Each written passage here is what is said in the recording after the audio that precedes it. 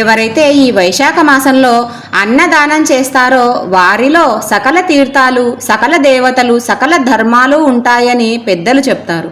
వైశాఖ మాసంలో పరుపును దానం చేస్తే అదే జన్మలోనే సర్వభోగాలు కలవాడై తన వంశం రోగాల బాధలు లేకుండా ఆయుర్దాయము, పరమ ఆరోగ్యము, యశస్సు, ధైర్యము కూడా పొందుతారు. 100 తరాల వరకు వారి వంశంలో అధార్మికుడు పుట్టడు. సకల భోగాలను అనుభవించి సకల పాపాలను తోసి రాజని బ్రహ్మానందాన్ని పొందుతాడు.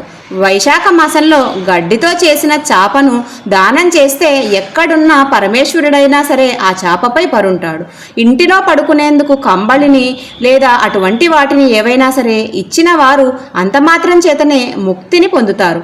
అపమృత్యువుకు గురి కాకుండా ఎక్కువ కాలం జీవిస్తారు. తాంబూల దానం చేసిన వారు శరీరంతో చేసిన సకల పాపాల నుంచి విముక్తులవుతారు. తాంబూల దానం చేసిన వాడు యశస్సును, ధైర్యాన్ని, సంపదను పొందుతాడు. రోగంతో ఉన్నవారు తాంబూల దానం చేస్తే రోగ విముక్తులు అవుతారు. రోగం లేని వారు గనక తాంబూల దానాన్ని చేస్తే మోక్షాన్ని పొందుతారు. వైశాఖ మాసంలో తాపాన్ని తగ్గించే మజ్జిగను దానం చేస్తే ధనవంతులు, విద్యావంతులు అవుతారు. ఇంకా మరిన్ని ఇంకో వీడియోలో అయితే చెప్పానండి. ఆ వీడియో లింకు మన ఛానల్ నేమ్ కింద చిన్న ఆరో మార్క్ దగ్గర పిన్ చేస్తాను, తప్పకుండా చూడండి. వీడియో నచ్చితే లైక్ చేసి షేర్ చేయండి. మరిన్ని ఇలాంటి వీడియోల కోసం ఛానల్ని వెంటనే సబ్స్క్రైబ్ చేసుకొని సపోర్ట్ చేయండి.